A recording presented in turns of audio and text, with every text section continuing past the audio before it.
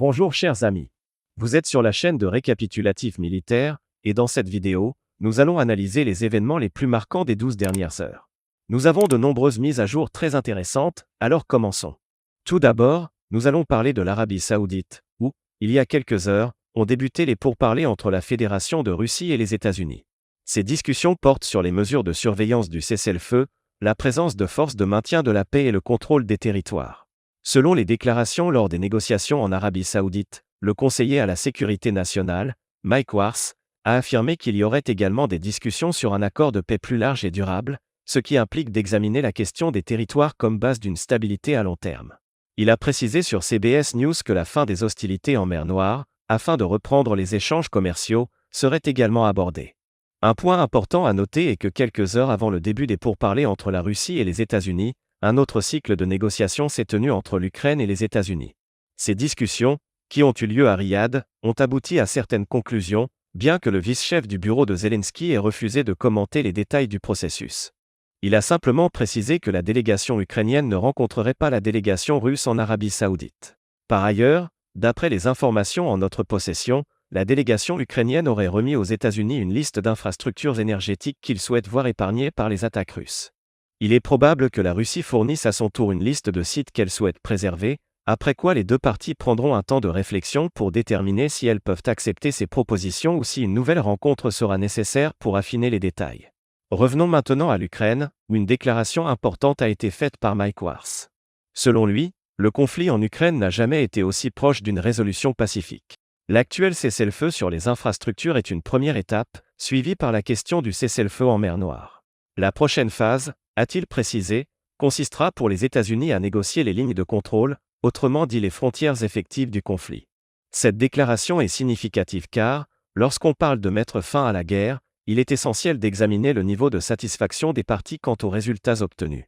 Il est évident que la Russie sera probablement loin d'être satisfaite de l'issue de son opération militaire spéciale. Il ne s'agit pas seulement de la position de Poutine ou des autorités russes, mais aussi du ressenti des soldats sur le terrain.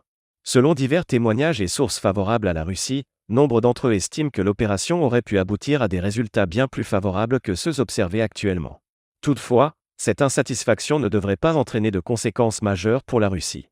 En fin de compte, Moscou a réussi à prendre le contrôle de vastes territoires et à infliger des destructions significatives à l'Ukraine.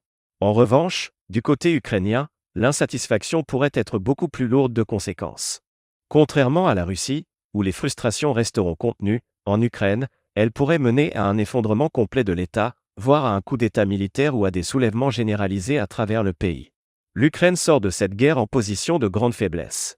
Le problème réside dans le fait que Kiev aurait pu obtenir un bien meilleur résultat si elle avait accepté de conclure la paix en mars ou avril 2022, lors des négociations d'Istanbul. À cette époque, la Russie ne demandait que la réduction des effectifs militaires ukrainiens et la neutralité du pays. Il n'était pas encore question des territoires annexés ni des pertes humaines et matérielles colossales que l'on observe aujourd'hui.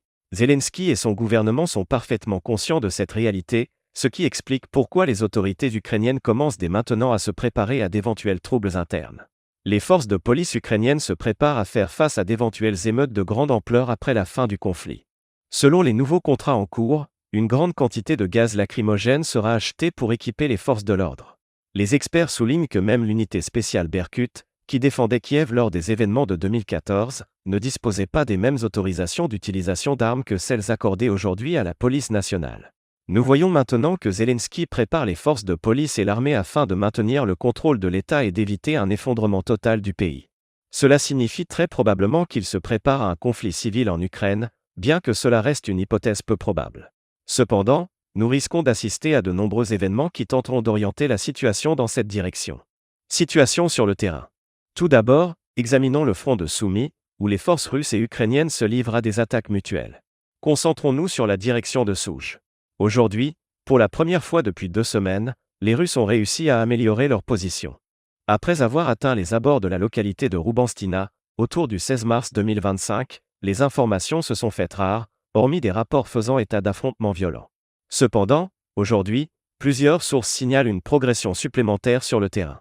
D'après ces informations, les forces russes ont réduit la distance jusqu'à la frontière et, juste avant l'enregistrement de cette vidéo, des sources russes, notamment le canal Telegram du groupe de forces du Nord, ont affirmé que les troupes russes à la suite d'une opération offensive, ont atteint le poste frontière nommé SUA. Ces installations seraient désormais sous contrôle russe total, selon plusieurs sources pro-russes fiables. D'autres rapports indiquent que les Russes ont également consolidé leur position dans la partie orientale du village de Bazavka. À présent, leur objectif est de sécuriser et de contrôler entièrement toutes les zones situées au nord de cette ligne rouge. Il reste à voir quelles seront les prochaines évolutions sur ce front. Nous recevons en continu des vidéos et mises à jour concernant les pertes ukrainiennes enregistrées dans la région de Souda. Dans une vidéo récente, on peut observer un drone russe à fibre optique survolant la route principale T7H07, reliant la ville de Souda à la localité de Yunaka. Ces images montrent de nombreuses pertes ukrainiennes subies lors de leur retrait ou de leur tentative de ravitaillement. Des centaines de véhicules ont été détruits et d'autres restent encore sur place, n'ayant pas encore été évacués par les Russes. Cependant, avec la prise du poste frontière, il est probable que cet équipement soit récupéré prochainement. Situation à Goua et direction de Belgorod. Concernant la localité de Goua, les affrontements se poursuivent et nous attendons d'autres mises à jour à ce sujet. Passons maintenant à la direction de Belgorod, où nous avons reçu plusieurs informations importantes. Comme nous l'avons mentionné dans la vidéo précédente, dans la nuit du 23 au 24 mars, les forces ukrainiennes ont lancé une nouvelle offensive décisive avec pour objectif de pénétrer dans le village de Dimidovka. D'après plusieurs sources, qu'il s'agisse de cartographes pro-russes ou indépendants, il apparaît que les Ukrainiens ont réussi à s'emparer de la partie sud du village. Actuellement, cette zone est soit considérée comme disputée, soit sous contrôle ukrainien total. D'autres rapports indiquent cependant que les Ukrainiens ont finalement abandonné leur position dans Dimidovka. Lorsque les forces ukrainiennes ont pénétré dans le village, les Russes ont immédiatement lancé une offensive massive, utilisant des systèmes de lance-flammes, des lance-roquettes multiples et des drones FPV. Après plusieurs vagues d'attaques, les unités ukrainiennes ont été sévèrement touchées et contraintes de se replier plus au sud. À l'heure actuelle, aucune vidéo n'a encore confirmé clairement qui contrôle la zone, mais de nombreuses sources indiquent une avancée ukrainienne dans cette direction. Par ailleurs, afin d'améliorer leur position et de ralentir l'avancée russe, les Ukrainiens ont détruit un pont dans le village de Gravka. Dans cette vidéo, nous pouvons voir comment, à la suite d'une frappe de HIMARS, les Ukrainiens ont tenté de détruire un pont situé au centre de la localité. Cependant, ils n'ont réussi qu'à l'endommager. Malgré cela, il est fort probable que les Russes ne puissent plus utiliser ce pont pour acheminer du ravitaillement et du soutien à leurs forces déployées de l'autre côté de la rivière. Cela signifie aussi que, dans un futur proche, nous verrons probablement des vidéos des Ukrainiens pénétrant au moins dans cette partie de la localité, située du côté ukrainien de ces réserves d'eau. Si la situation continue d'évoluer dans ce sens, nous pensons que les Ukrainiens prendront prochainement le contrôle total de tout ce qui se trouve à l'intérieur de cette ligne jaune. C'est exactement la tactique que les deux camps, russes et ukrainiens, tentent d'appliquer, une stratégie d'attaque multiple et dispersée visant à tester les défenses adverses et à évaluer leur capacité d'avancer. Évolution sur le terrain.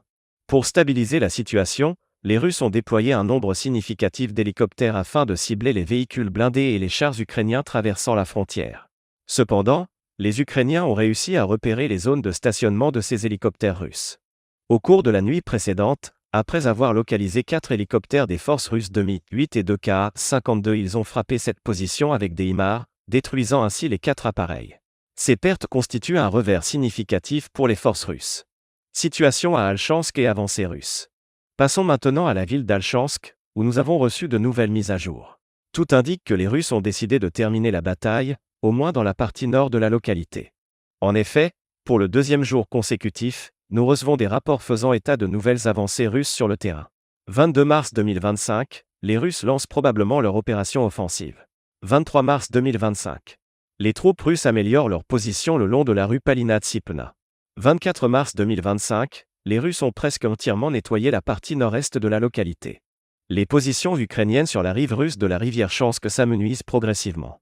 Si les Russes sécurisent complètement le nord, il est probable qu'ils tenteront ensuite de traverser la rivière sous contrôle et de poursuivre leur avancée vers le sud-est, en direction de leur tête de pont sur la rive ukrainienne. Affrontements dans la région de Kinsk et Malak-Chapkivka. Des affrontements continus sont signalés dans les environs de Kinsk. Aujourd'hui, des rapports indiquent que les forces russes ont percé les défenses ukrainiennes et ont atteint la périphérie sud-est de la localité de Malak-Chapkivka. De nombreuses mises à jour ont été publiées, principalement par des sources pro-russes.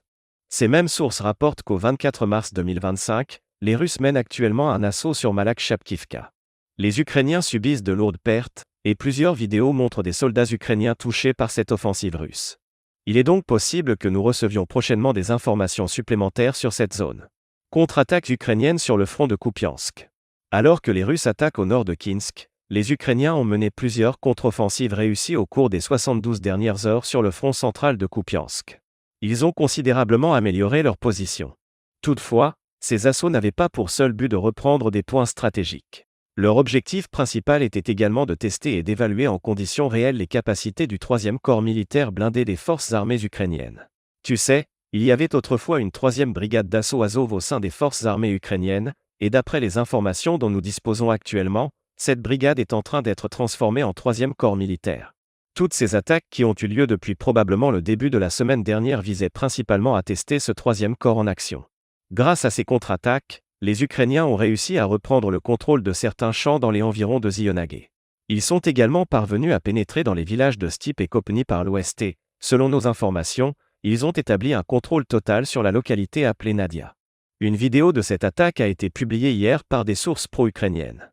Les Russes tentent maintenant de stabiliser la situation, car ces assauts ont pris les forces blindées de la Fédération de Russie par surprise.